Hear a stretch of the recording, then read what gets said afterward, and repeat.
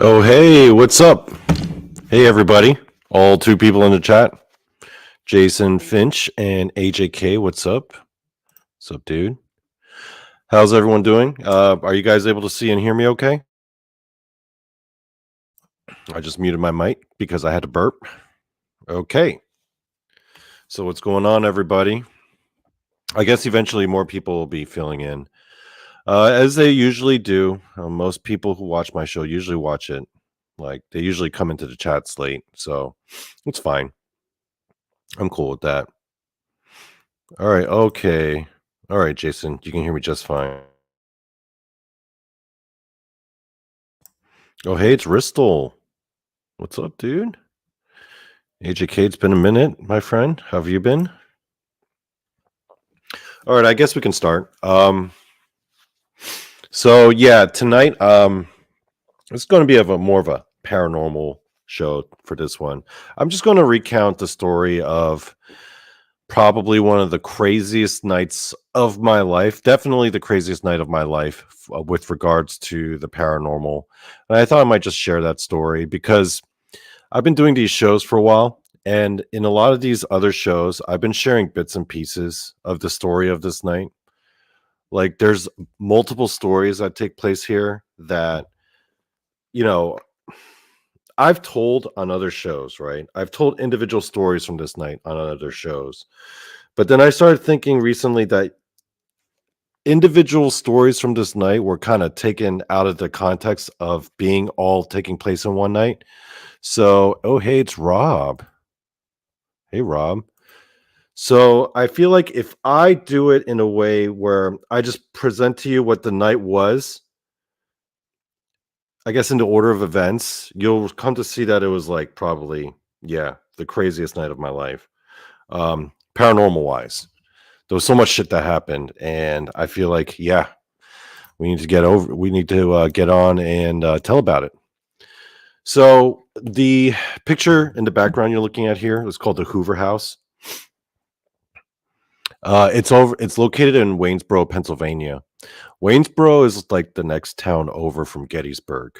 And everybody knows Gettysburg, right? Because of the battlefield and all the purported hauntings and the fact that the town itself is kind of set up as like a ghost lover's paradise. There's shops that sell like ghost hunting gear. Like, you can see them displayed in the window as you walk down the downtown streets. There's a sign for a ghost tour on every corner. So Gettysburg is kind of like Disneyland if you're into ghost stuff. That's where you would want to go. It's kind of like what Roswell is with UFO shit, right? Um, oh, hey, Lori. So yeah, Waynesboro is the next town over. Now, Waynesboro is about, I'd say, about 20 to 30-minute drive. Um, I'm like right outside Baltimore, so for me, it's like an hour and a half away. So this was in 2022, and I'm going to use the people's names because I don't think they care. So it was about, I think, 2022. It was my friend Laura, my other friend Dylan, and his brother Brandon, and we were all doing podcasts, like paranormal podcasts. And the lady we were doing the podcast with happened to be friends with the owners of the house.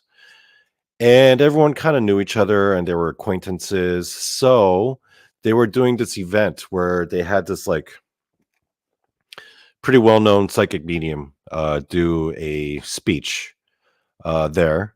And it was basically an event where you go on a tour of the house. The house itself was built in like the 1800s. It's pretty much like a mansion.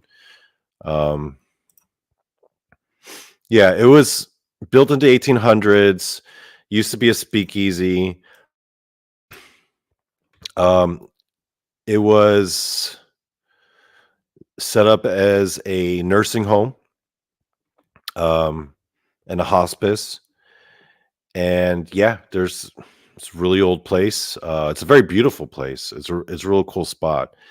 And a lot of people like to go there for paranormal investigations because this place is chock full of paranormal activity and ghosts. What's up, Cool Hand? What's going on? So yeah, there's a lot of paranormal shit going on there, right? And this event, there was a psychic medium who was speaking there. And so they have like a tour. You go there, you watch the speech, and then me and my friends, Laura, Dylan, and Brandon, we actually set up so that we were going to stay there the night. The place is a bed and breakfast and a common spot for, if you're ever in the area, paranormal investigations teams will go there. It's been in a bunch of like paranormal YouTube shows and ghost TV shows. People go there and shit, and places haunted as fuck.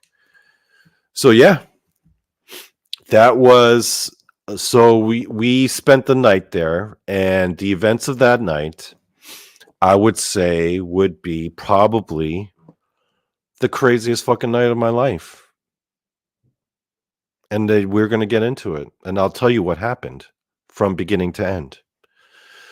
So, all my other friends, they're from like Western Pennsylvania. I'm about an hour and a half away outside of Baltimore. I think we get there around like 6:30, and we all meet up.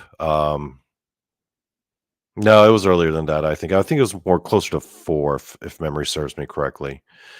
So there's we all meet up. I say hi to everyone, say what's up, meet the owners. They show us to our rooms. We get situated. We meet the psychic medium who's given the speech. We meet some of the guests, and there are other psychic mediums there. There are regulars there because a lot of people who are investigators and psychics like to go there because, number one, it's super haunted. There's a lot of activity, but also it's like a very positive place. It's from what I gather, from what I've been told, is that most of the ghosts, for the most part, are cool, except for one asshole who's a prick who lives in the basement.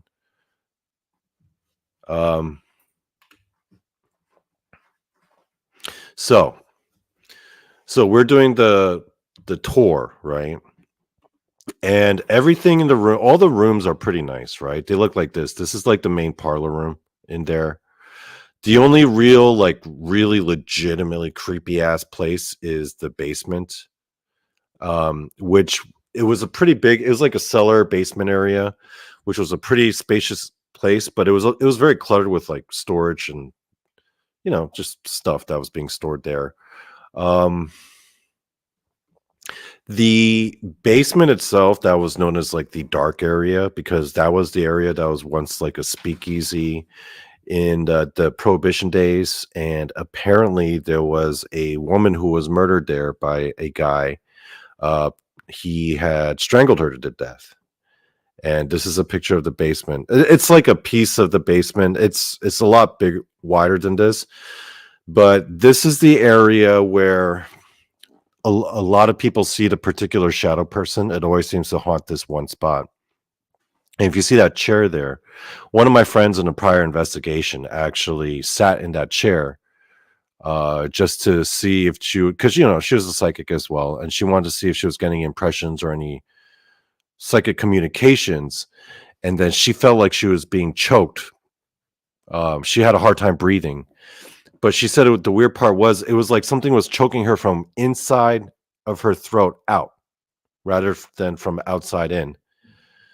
So she was having a hard time breathing. Everyone was alerted. People were gathering around her. Some people were like praying and shit. People were like freaked out. Then the owners of the house said, yeah, the spirit or the shadow person they believe is the man who strangled that woman inhabits that one spot, and anyone who sits in that chair area, this is the spot right here. Anyone who sits there will experience some kind of psychic attack. And people have taken photos of the spot, and multiple times, like, a shadow person would show up in the photo on that spot. And I've been shown the photos. So, oh, hey, what's up? Riley Ron, Ivy Forrest, Shelly Montgomery. Oh, all these people are showing up. Oh, damn, it's Paul. What's up, dude? So, yeah, this was one of the first spots we went to. And this is the very spot. You see that chair? That's the That's the spot that the shadow person occupies. And that's the spot where I farted on him.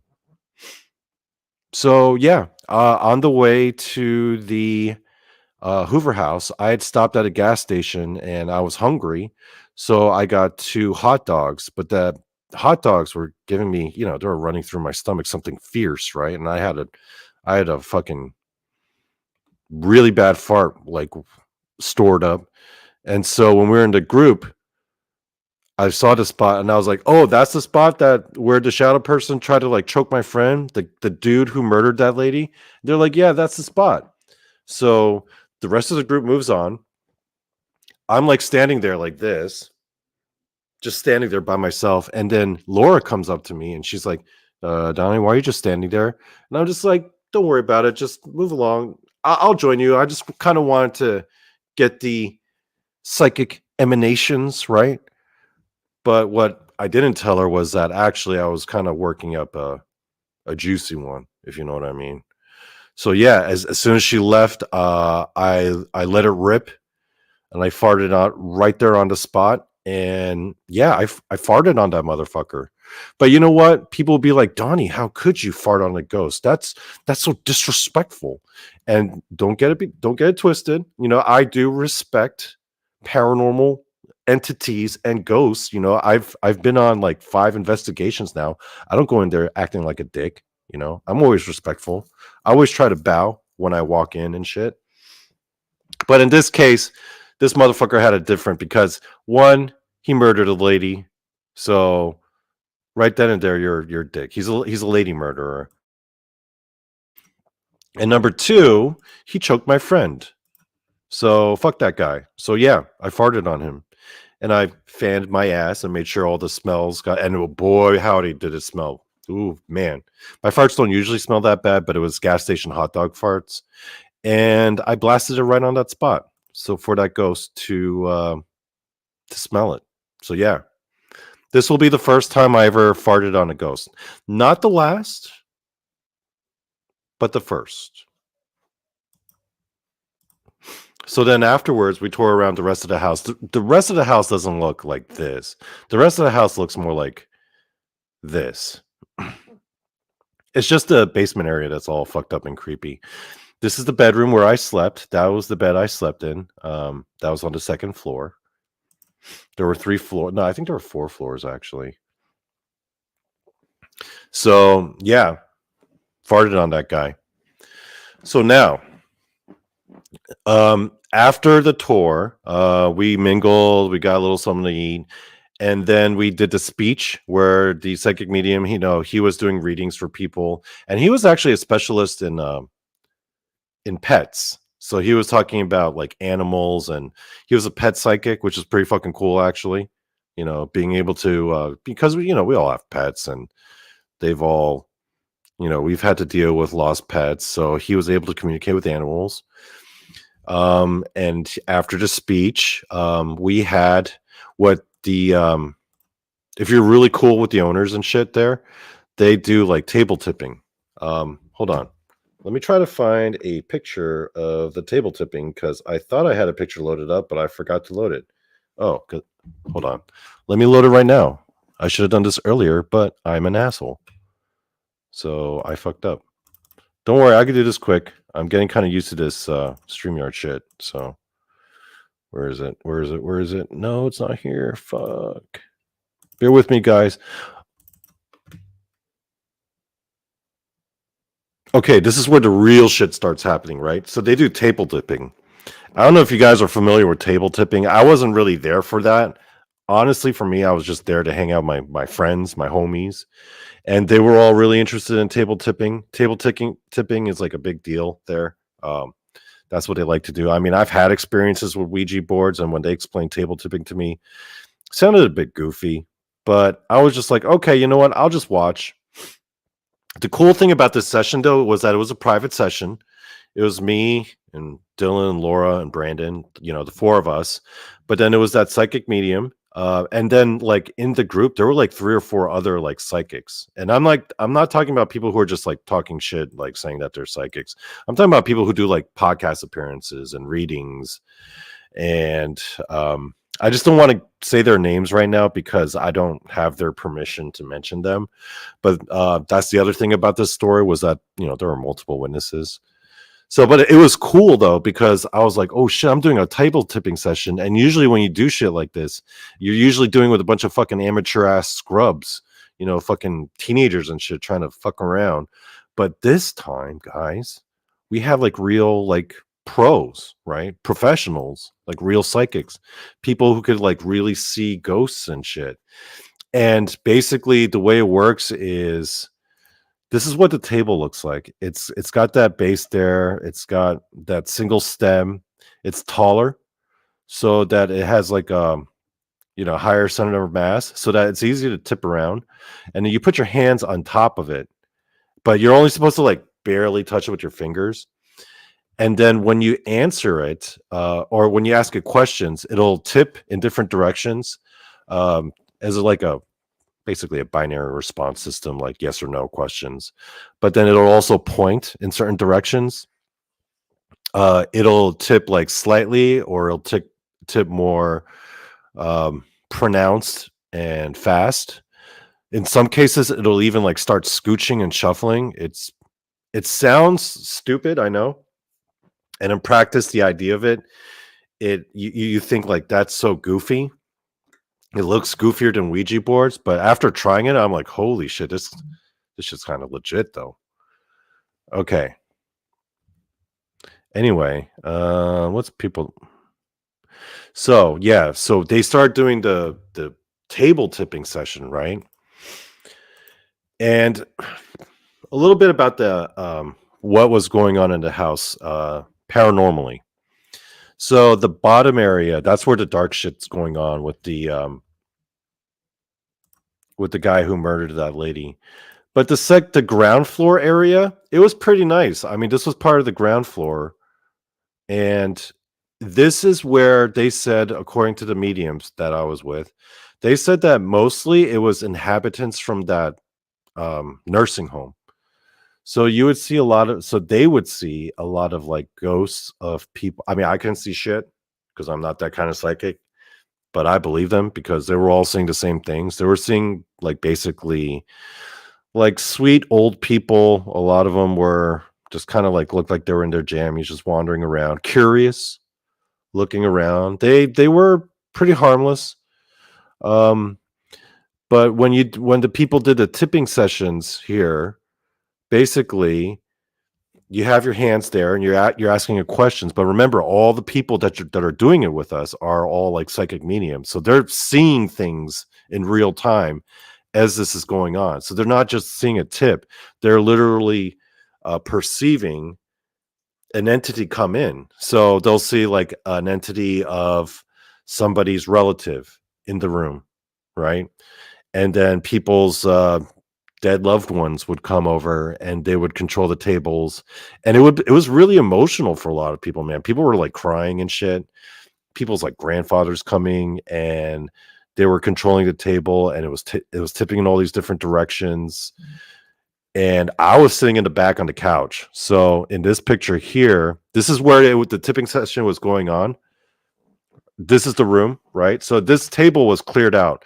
The table they used actually looked exactly like this, but this was the room, right? Except there was like on the right side, there was another temporary couch because we had a lot more people here.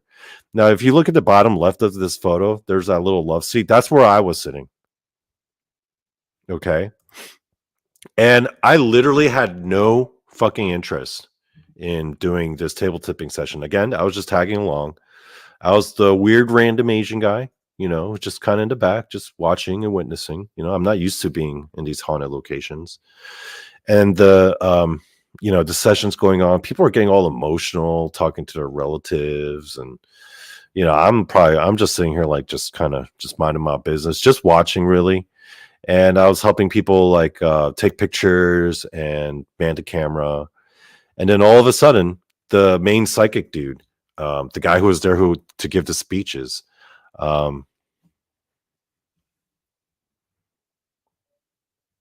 right, what's Laura saying? Okay, I'm just going to ask the obvious question. You're so great, Asian American. Can you explain? Because I've same thing. Ancestors can contact. Oh, we'll get there, Lori. Don't worry. We'll get there. Hey there, Eve. Table is very odd to me, but what do I know? Yeah, I thought it was weird, but it wasn't just like tipping though. It was almost like the table was moving around on its own. Um, almost like it was kind of like a disembodied like magic wand that was kind of moving around. At one point, I saw it start like kind of walking. Okay, so I'm sitting here in this back bottom left love seat, just minding my business, and then all the psychics and the mediums and the people are sitting around, and then you have like 4 or 5 people in the middle, and you switch on and off. They bring in a new entity, and meanwhile they're seeing all the ghosts of the nursing home, kind of wandering around. And this one lady was just kind of standing, like lady ghost, the ghost of an old lady was there, who was kind of just there watching everything. And when a new spirit of a relative came in, they would just come into the middle and everyone would see it and they would ask questions and they would communicate. Someone would have a very touching, emotional moment. There would be revelations. And yeah, that's what was going on. So I'm almost getting bored at this point until the main psychic medium, all of a sudden, he's just kind of like this. And then he looks directly at me and he's like, you. And I'm like, me? He's like, you need to get here at this table right now. I'm like, what's going on? And he was like, there's this Asian lady here. And I was like, well, I'm the only Asian guy here. It's got to be for me. And then everyone just kind of stops what they're doing. They look at me and they're like, yeah. And I didn't even want to go on because at first I thought it was kind of weird. But I was like, okay, well, everyone's suddenly paying attention to me. Obviously, there's this old Asian lady here. According to all the psychics and mediums who are seeing this. And he was like, so I was like, so what do you see? I asked him, and he said, I've never, I've been a psychic medium for decades now. I've never seen anything like this. I've never seen, and I'm like, what do you mean? He's like, she's an older lady from late 1800s, early 1900s. She's wearing these strange clothes, like it's like a shawl, like a white shawl with a cowl, and she's looking at all of us, like all the other people in the room, like they were like aliens or something. Like she's just looking at me like as if I'm like weird. And the other thing that he said is when she showed up, all the other ghosts on that ground floor, they all fucking cleared out. They were all like up against, like that old lady that had wandered in to like watch everything. She was like slammed up against the wall. Like all the ghosts were just like dispersed, right? And then all the other psychics were like, "Oh my god, I felt that this lady here is like super powerful and shit," right? And then this psychic medium was like, "She's trying to speak to me, but there seems to be a language barrier. She's just like looking at me like I was some kind of alien, and she's speaking to me in this different language. She's wearing these weird clothes. I don't think I've ever seen this before." So I hop on the table, right? So I'm like, okay. And we're asking it questions and it's not moving, right? And when he mentioned that she was speaking to him in a weird language, so I was just like, well, shit, I could speak Korean. So we were like, what if we tried that? If asked the questions in Korean, right? Because he could still somehow I won't say understand what she's saying, but he could get what she's communicating, right? But then when I started asking the questions in Korean, then the table started to move. Okay. And again, if you look at this situation here, you've got your fingertips like it's supposed to be like you're barely touching it, almost like you would do a planchette for a Ouija board. So it's hard to actually tip it over because to tip it over to like manually tip it over, you would have to either like push it from the bottom or you would have to actually use your friction, which means you would have to like press down and then push it, right? If you're barely touching it like this, and I was looking at everyone's fingers, we're all barely touching it like this. And I tell you, man, I swear to you, that motherfucker was vibrating. It was like it was battery powered or something. Cause I was like, holy shit, yo, this thing is vibrating. Why is it vibrating right now? I'm like looking at our table to see what's going on. So we're like, okay, let's try it. So I start speaking to it in Korean, and now this thing is all over the place, right? It's like flying left and right. It's just leaning over to me. Um, so as the story goes, based off what we gathered with the questions and the answers and what was being communicated to the medium and to me, and through the tipping, we figured out that she was the spirit of like my great grandmother or my great great grandmother. But the psychic medium, he believes that she was like the spirit of my great grandmother on my mother's side. And the reason why she was wearing the white shawl or the white cowl is because she looked like this. This is a shaman. Okay. So that fucking blew my mind right there to find out that my great grandmother on my mother's side is a shaman. Um, so here's the thing about my mother's side, okay? So my dad's side of the family, they're all Korean American, meaning like they all like moved to the States. Uh, all of my cousins on my dad's side, they're all English speakers. Where's Hoover House? Waynesboro, Pennsylvania, about 20 minutes outside of Gettysburg. But my mom's side's all in Korea, right? They all most of my cousins there, they all still live in Korea. But my cousins on my dad's side, they're English speakers like me. Like some of my cousins on my dad's side don't even speak Korean all that well. Okay, so my mom's side of the family is very Korean. My dad's side of the family is much more American. But on my mom's side, like they're all from like kind of a Asian version of a hillbilly town. And they're all very Christian, very fucking Christian. And my grandmother on my mother's side, I only met once before she passed away. I didn't really have much of a relationship with her. I didn't really know her that well. And so I don't really know much about my mom's side of the family, their family history. And I kind of figured if my grandmother's mother was indeed a shaman, then my mom's side of the family would have kept it under wraps because they're all very like Protestant Christian.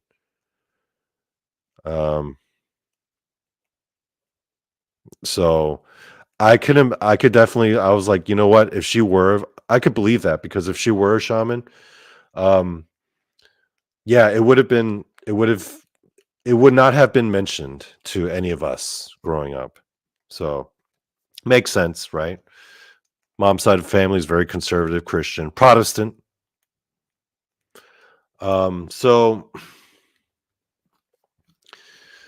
So yeah, she would, according to the conversation and what we gathered, her whole legacy was swept under the rug by my mom's side of the family because everyone did convert to Christianity. So he said that she was my kind of like my guardian. But she kept saying that, like, you know, he's mine and he's the chosen one. According to the medium, that's what he said about me from what he gathered from her. Even though, here's the other thing you might be asking, hey, she doesn't speak English. How's she able to communicate? I asked the same question. Apparently, he can't ask her the questions. I have to ask it in Korean, but he's able to perceive the answers because, you know, psychic readings goes beyond language, right? But he was, I mean, this guy, again, had been a medium for decades, like a well-known one, like traveling around the country, giving speeches. published books and shit. And he was like, I've never seen anything like this before. But according to him, according to her, she kept saying that I, Donny, am the chosen one. So my first question is, chosen for what? He didn't know. I didn't feel so good about that. I mean, from a self-aggrandizing point of view, yeah, I guess it would be cool to be called the chosen one. But unless I'm chosen to like win the fucking lottery or to be God's gift to women, I don't like the way that sounds because I might be chosen to be some kind of martyr. And I don't want to be a martyr for anything. I just kind of want to live my life. So there's that. But it kept saying that I'm the chosen one. Chosen for what? I have no fucking clue. But yeah, that was a pretty mind-blowing event. The medium actually wound up crying, like bawling his eyes out because like he said it was like so emotional. I wasn't crying or nothing. I mean, it was pretty emotional for me. I was more like amazed than anything. I was more like overwhelmed with wonder. But yeah, the dude was crying, and then the thing like kind of leaned over to like give me a hug and everything. And all of the mediums, all my friends, everyone was just fucking amazed. They were just like, "Oh my god, that was incredible. We've never seen a ghost like that." And the other mediums said that when my great grandmother showed up, all the other ghosts just got like blown out of the room, right? Like a fucking bomb went off. But yeah, I mean, it makes sense though because she's a fucking shaman. She got powers and shit. If a shaman becomes a ghost, I'm sure regular ass ghosts are going to be like, oh shit, that ghost got extra sauce right there. So I get that. And I believe the reason why she was looking around at all the other people like they were all weird is because I started thinking about it. And this is how I explained to them. I was like, dude, if she was from the time period in Korea, in the part of Korea where I'm thinking she was from, y'alls are literally the first white people she's probably ever laid eyes on, ever. So to her, y'alls are probably like fucking aliens or some shit. I mean, there's nothing wrong with that. I mean, it's just natural. If you're from the Korean countryside, growing up in like the early 1900s, you're going to go through your entire life without seeing a single non-Korean person. They might see a Chinese or a Japanese person, but to her, she was probably being like, what the hell are these people? Right? She had no fucking clue. So, and that medium had no experience dealing with a Korean shaman before. He never even knew that, what a Korean shaman even looked like. But he was describing her clothes and it looked like this. So yeah, I'm descended from one of these people. And these shamans, I've done a previous episode on it. If you look back, they do exorcisms and cast magic and do curses and, just kind of like any type of shaman, I guess. So there's that, right? So yeah, so it starts off, 1, I farted on a ghost. 2, I find out my great grandmother is a fucking shaman who was swept under the rug by my mom's side of the family because they're all conservative Christian. And 3, I find out I'm the motherfucking chosen one.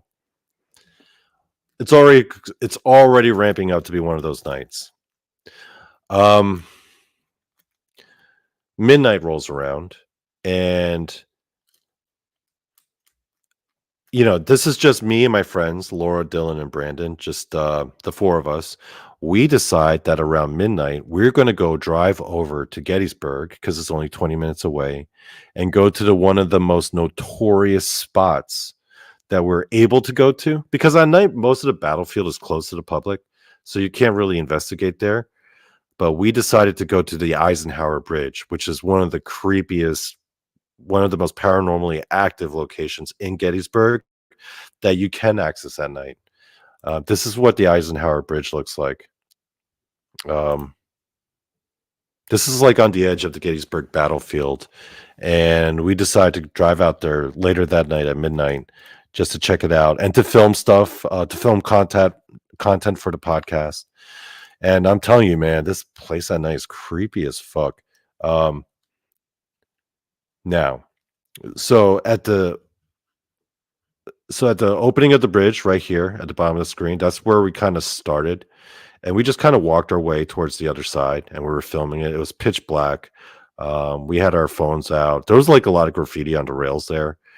And this place is colloquially known as Suicide Bridge. Underneath that bridge, apparently a whole bunch of like Confederate soldiers had died. There are all these stories about people being hung from there, people committing suicide from there. I think it is the bridge from Footloose. I think Footloose was like filmed around there, actually. But here's the weird thing. They call it Suicide Bridge, but you can't really jump off of it because if you look at where the water is, from the edge of the bridge, it's only like a 6-foot drop. Like the worst you'll do is maybe like break your ankles if you jump off of it. So I don't understand how people would off themselves on that bridge. So that part always kind of got me. I was like, how would you end your own life here? It's only like a 6-foot drop and then you hit the water. But anyway, so it's creepy as fuck, right? We're all walking, the four of us, we're filming, we're getting freaked out. People are seeing like shadows in the distance and people are like, what was that? What was that? Right? I'm, people are doing like little protection rituals, or some people are doing a prayer. I think my friend Laura was like kind of doing like a quick prayer, and we were filming it. And during this time, people were feeling like they were getting their ankles like grabbed. I remember Laura, like my friend Brandon, Dylan's brother, he felt like something was like grabbing him. And as we were walking down the middle of that bridge, he was kind of drifting towards the edge, and he's like, guys, I don't know why I'm trying to walk across this bridge, I feel like something's pulling me towards the edge. And people were getting kind of freaked out. And then my other friend Dylan and Laura, they felt like, oh my god, they were freaking out too, because they were feeling like straight up hands, like fingers and hands grabbing at their legs and ankles, and to the point where they're like patting down on their pants, be like, yo, get off, get off. I'm filming this. I'm not experiencing shit. And they're like looking at me and they're like, Donny, aren't you experiencing this? And I'm like, no. And they're like, why not? And I'm like, because I got that shaman sauce in me, baby. I got too much fucking, I'm the chosen one, bitch. They ain't gonna fuck with my ankles. My ankles are my own. The only person grabbing my ankles is me. So I wasn't experiencing none of it, right? So I'm filming them. I'm kind of walking behind them as we're walking down the bridge. They're all freaking out. They're feeling like something's like trying to pull them towards the edge, or something's trying to like grab their ankles and pull them down. And people are legitimately getting freaked out. I'm getting freaked out too. I mean, I believe them. I'm not like, not just because I'm not feeling it, I'm not believing them, So we get towards the other side, like almost towards the end.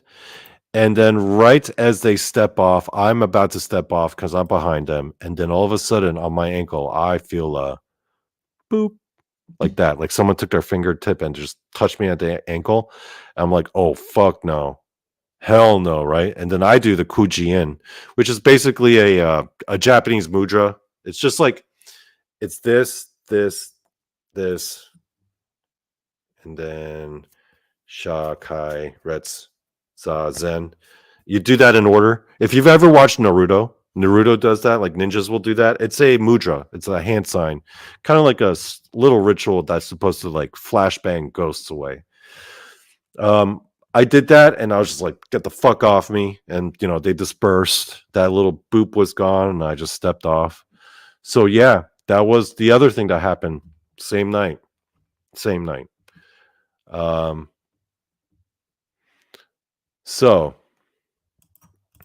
we get home, right? The night gets even crazier. So we get back to the Hoover house. We all get ready for bed. I'm in the middle bedroom here. This is like the smallest one of the three. Laura, she gets her like the bedroom on the other side, and the two brothers. Do you see this door on the right? That door leads to the other bedroom where the two brothers were sleeping. And we all retire for the night. And I'm like, oh shit, this place is haunted as fuck. But thankfully, I got my shaman great grandmother protecting me from whatever goes. So that's cool, right? So I'm lying in bed. Now, I leave the lights on because I don't want to turn the lights off because I don't want no fucked up freaky shit happening to me while I'm lying in bed. Yeah, I'm a bit of a pussy. I admit it. I was like kind of nervous about sleeping in a place like that all by myself, especially since I farted on the ghost in the basement. Who knows? That guy might want to get revenge on me. So, what I decided to do is I brought my Nintendo Switch with me. So I'm lying in bed, I'm playing my Nintendo Switch, and from that right door where that leads to the other guy's bedroom, I'm hearing like a murmuring, like a right?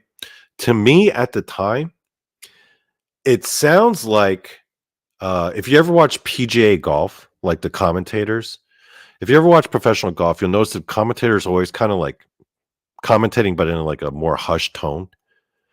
Um, it sounded like that. To me, it sounded like the two brothers over there were watching golf on TV. And, I was kind of like, you know what? There was a TV in that other bedroom, so I was like, maybe they are watching golf. So it sounded like that. It sounded like they were watching golf. It just sounded like two golf commentators, just in a very low voice, just kind of commentating on the game, I guess. Okay, so eventually, I'm lying in bed. I fall asleep. Now, when I finally fall asleep, I proceed to have one of the most fucked up nightmares I've probably ever had. It was so detailed.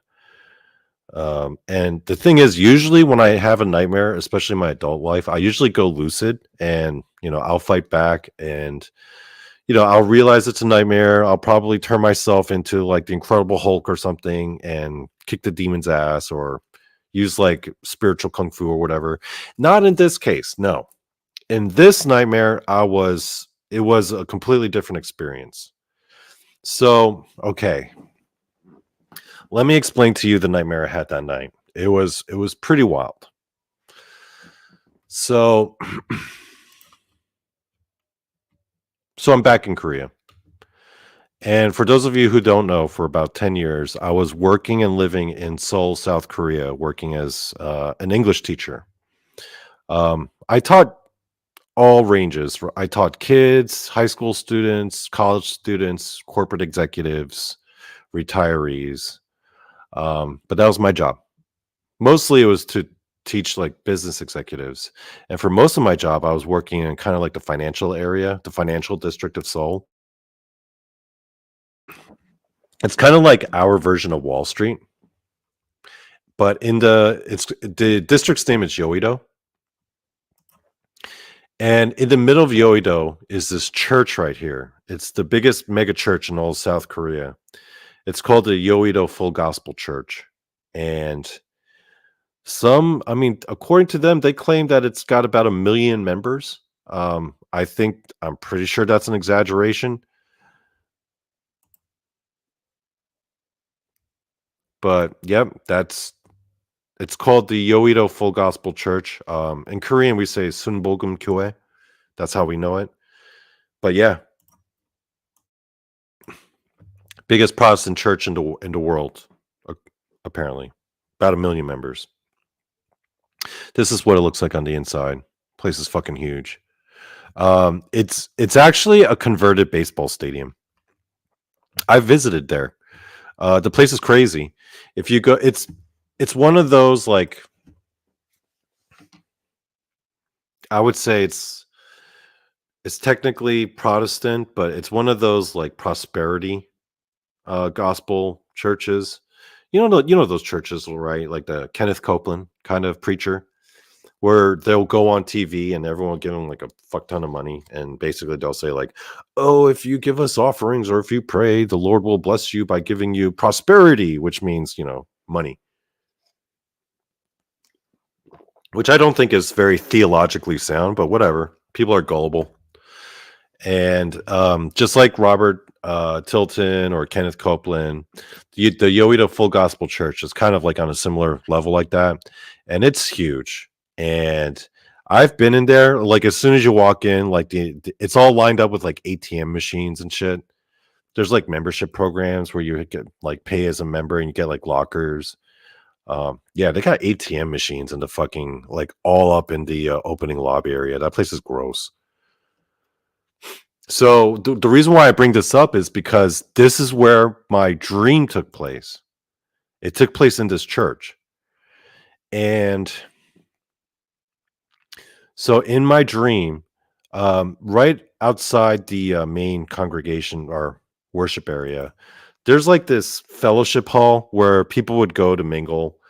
Before the service starts, there would be like, coffee and donuts or bagels, and people would go there before and after the service and just mingle with folks, right? So in my dream, before the service, I am at this church right here, and we're in the fellowship hall, and everyone's getting biscuits and donuts and bagels and having their coffee before the service. And I'm sitting there all awkward, being like, what am I doing here? Yeah, they had a row of ATM machines in the lobby, not just one or two. So I'm in this fellowship hall, everyone's just kind of mingling, and all of a sudden this girl walks up to me that is familiar to me. Now, this is a little background information about myself. I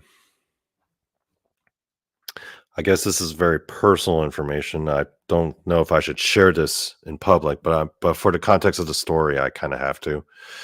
So, my 10 years in Korea, I had a reputation for being, I guess, the party guy. Seoul, South Korea. South Korea is known for two things. It's known for being the only Eastern Asian country that is like predominantly Christian, and Seoul in particular is known for just its wild nightlife, like the clubbing life, the bar scene.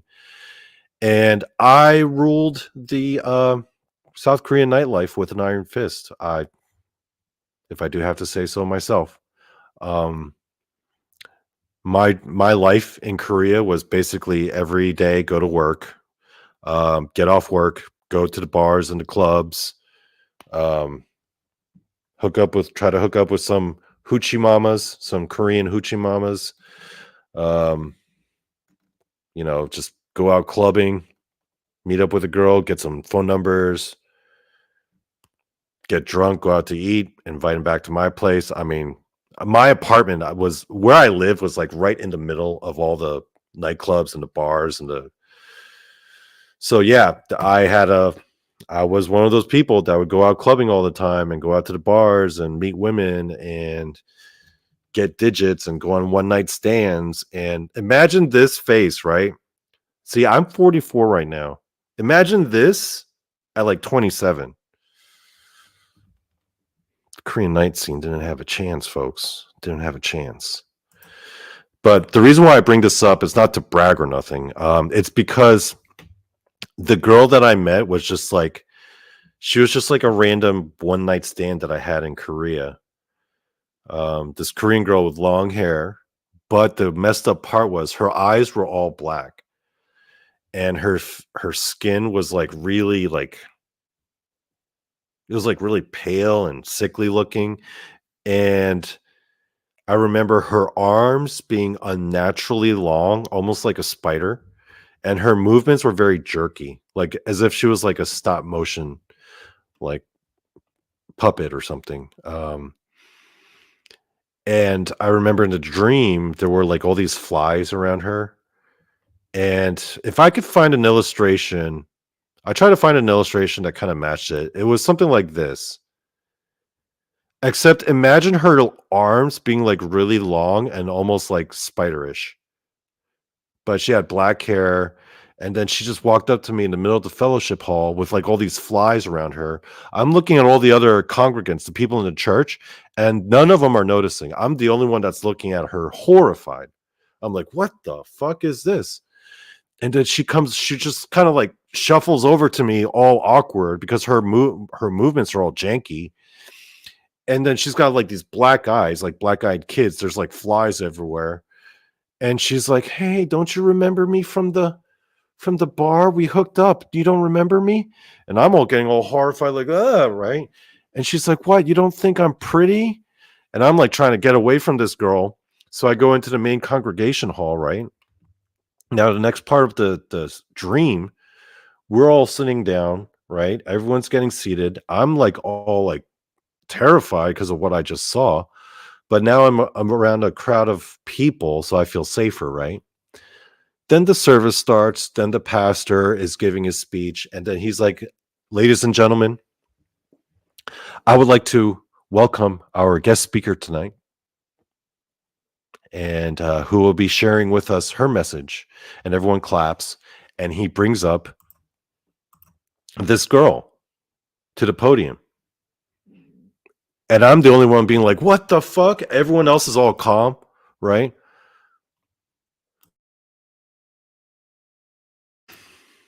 Sorry, I had to burp. Everyone else is all calm and shit.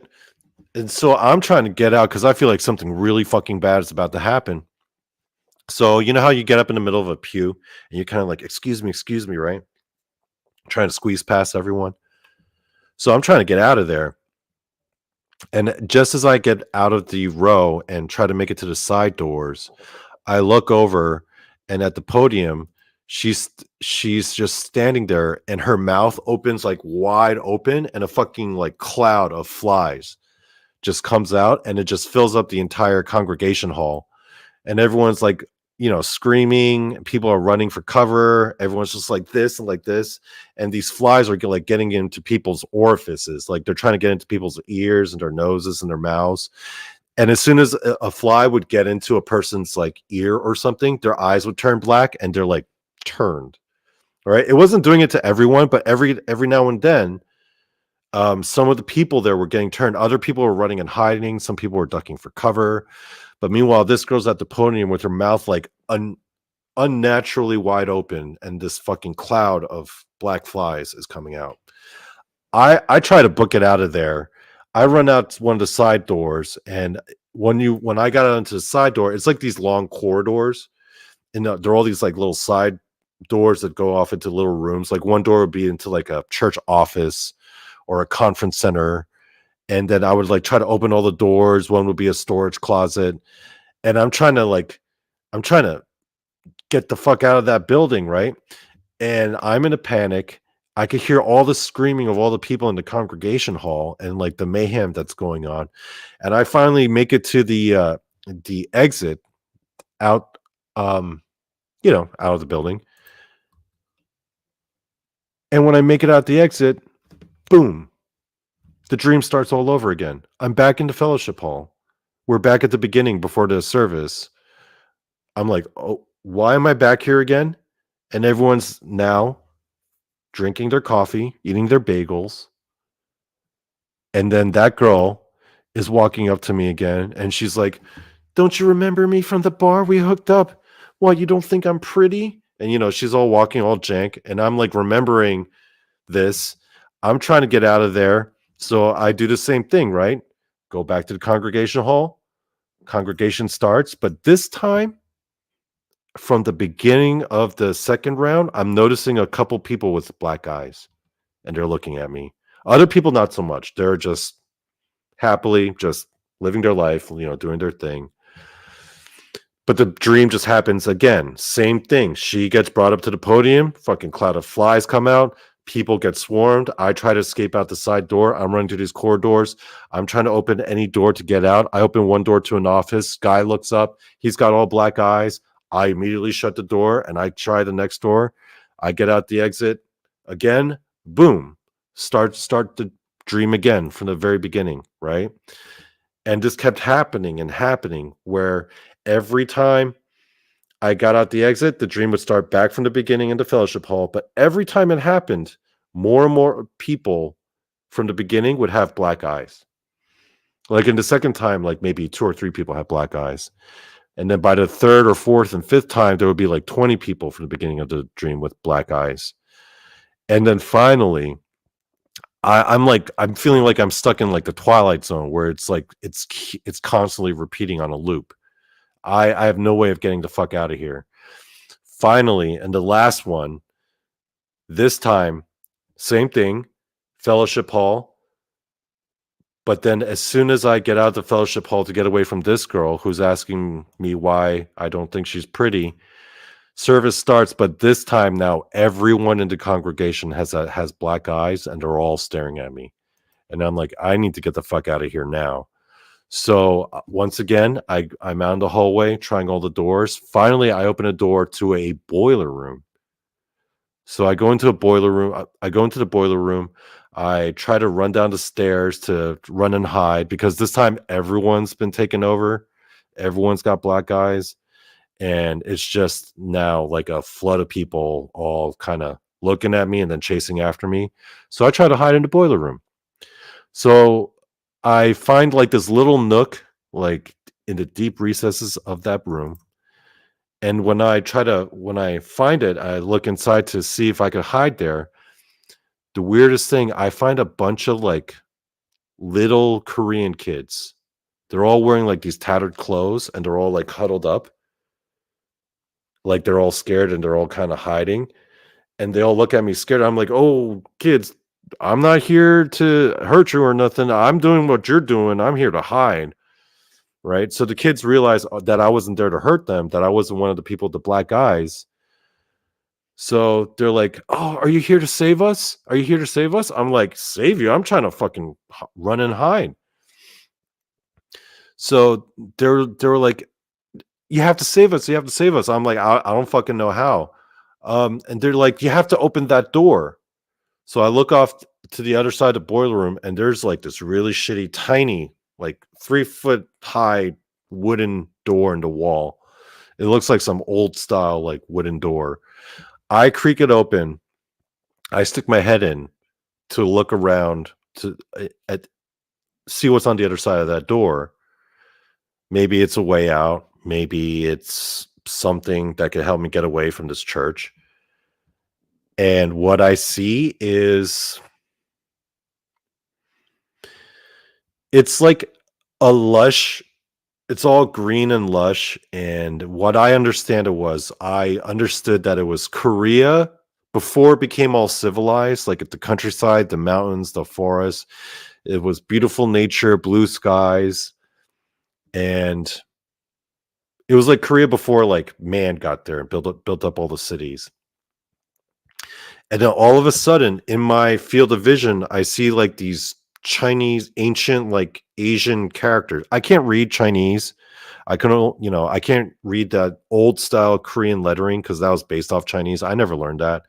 But I see like this old style, like Chinese characters, and they're like glowing blue in my vision as if they're on fire. And then like everything starts vibrating and shaking.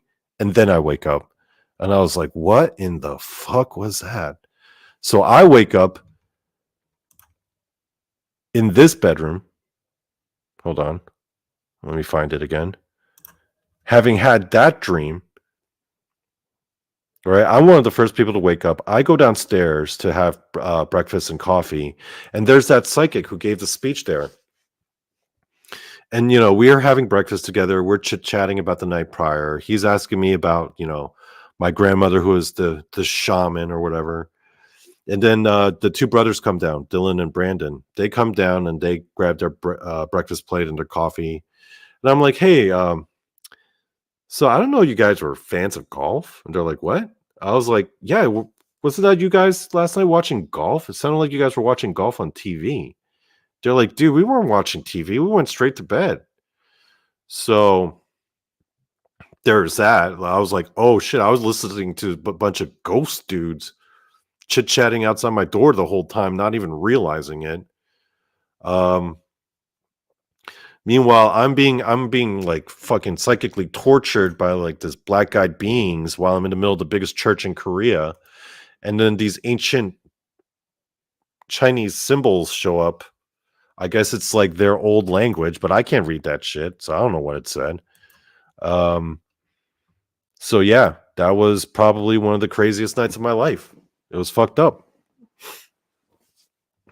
It was pretty intense. Okay, so think about it like this, all right? It starts with me farting on a ghost. Then I find out my great grandma's a shaman. Then I find out I'm the chosen one. Still to this day, don't know what the fuck that means. I hope that doesn't mean I'm a martyr. Go to the haunted bridge, and everyone gets their ankles grabbed, except for me that I get poked. And I can like tell them to get off. And then I have like one of the craziest fucking dreams where I'm like being like, you know, it's like Groundhog's Day. It keeps repeating, repeating. I've never had a dream like that where it kept repeating and repeating. Like that Bill Murray movie, Groundhog's Day. I like that movie. I'm gonna have to watch that again. So yeah, that all happened in one night. That was a pretty crazy fucking night, and this all happened at the Hoover House. So the Hoover House is a bed and breakfast. That wouldn't be the last time, the only time I was there. I actually go there one other time, and also, did a table tipping and did shit there. It wasn't as intense because we weren't there the whole night. We were just there for an evening. But that is the story of the craziest night of my life. Now, I don't know what the dream meant. I have an idea, actually. My interpretation is that my shaman grandmother, I think, was giving me a message about how, I guess, in her mind, Christianity kind of ruined Korean culture and Korean society. And I'm not talking about Christianity like in general or at large. I'm talking about this version of Christianity where they basically have like everything lined up with ATM machines. A lot of Christian churches in Korea are prosperity gospel. And I think that's a whole bunch of horseshit. Even legit Christians would agree, I think. But that's the kind of Christianity that's prevalent in South Korea. And next to them rubbing shoulders are these shamans. And I'm pretty sure that dream was some kind of message that she was trying to relay to me. But yeah, I think I'll just leave it at that. It's a neat little story. Does anyone here have any questions or comments or anything? No? Yeah, I'll just leave the story here at that. It was, yeah, I would say it was one of the craziest nights of my life. Man, to this day, I'm just like, I can't believe all that shit happened in one day. So yeah, I plan on going back there to the Hoover House. It was good people. The owners and everyone there were really cool. I had a really good time. And if you're ever in the Waynesboro area, if you want to find a place to investigate and to check out, definitely check out the Hoover House. Um, I don't think you'll regret it one bit. And even if you're not an investigator, it's a bed and breakfast, so you could just book a room for a weekend. Especially if you're checking out Gettysburg, that is Hoover House is definitely the place to stay because it's only 20 minutes away from downtown. All right, guys. Well, now I am going to kick back, enjoy the rest of my Saturday night. Next week, I think we're going to have some more people. I like to do a solo every once in a while, but I think next week we're gonna have some guests and we're gonna have some more fun topics. But yeah, leave a chat, leave a like and subscribe if you haven't already. You can't send me super chats because I'm not monetized because I say too much outlandish shit, but that's fine. It's the thought that matters. All right, guys. Peace out. Enjoy the rest of your Saturdays. Stay safe and don't do anything stupid or fucked up. Stay sane, folks. It's a crazy world out there. Keep your heads on right. Peace.